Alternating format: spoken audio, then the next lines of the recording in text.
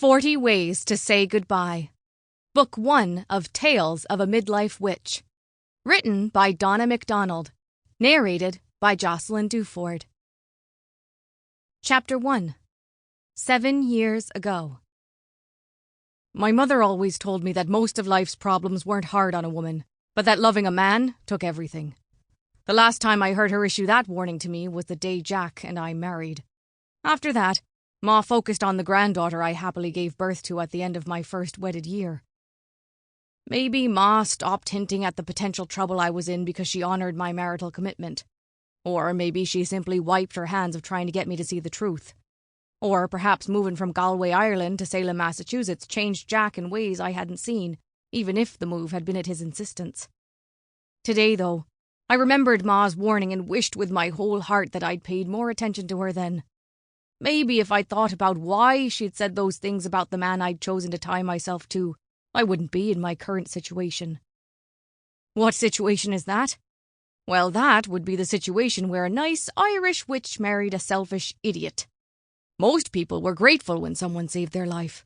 My husband seemed determined to be an exception of the worst kind. Why are you betraying me, Jack? We made a daughter together. I'm your wife in word and deed. I don't understand why you're doing this to me. This was the Demon Hunter Council Room. I hadn't been in here before because I hadn't been allowed, but I could well imagine the pilgrim witches being brought here before being dragged away and burned.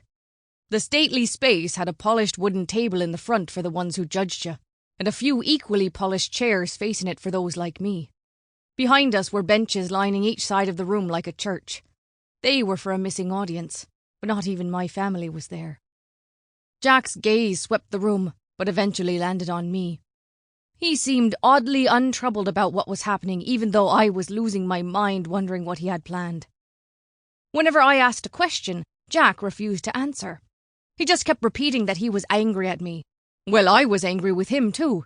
I could see no reason for my husband to bring me here to face the people he worked for. He hadn't even let me comb my hair or wash my face this morning. Jack was a foot taller than me, so I had to glare up at him when I spoke. Confrontation was the only time in my life that I hated my shorter stature. I've been the best wife I could be to you, Jack. This isn't about you being a good or bad wife, Aran. This is about your magic. You called a demon from the Underdark and commanded it to serve you. That goes against everything I believe. Everything he said was a little true, but not exactly accurate. Con is my familiar, but I do not command him. I simply ask him very nicely to help me with a specific problem, and he does so. Sample complete. Ready to continue?